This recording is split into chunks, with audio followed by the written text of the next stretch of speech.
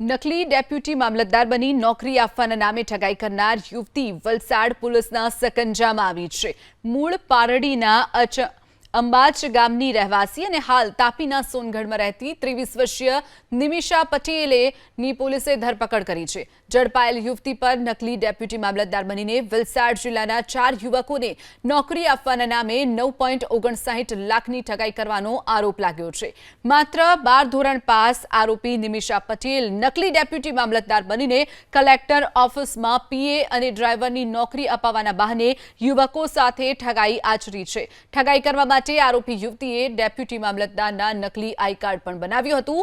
આરોપીઓ વલસાડના માનવ નામના યુવક પાસેથી 4,75,000 રૂપિયા, જ્યારે કપરાડાના વાંચવડના ગુંજેશ પટેલ પાસેથી 39,000 રૂપિયા, બિલીમોરાના રાહુલ પંચોલી પાસેથી 4,13,000 રૂપિયા, પારડીમાં સામરપાડામાં રહેતા મિલન પટેલ પાસેથી 31,800 રૂપિયા પડાવ્યા હતા। રૂપિયા આપ્યા બાદ પણ નોકરી ન મળતા યુવકોએ પારડી પોલીસનો સંપર્ક કર્યો।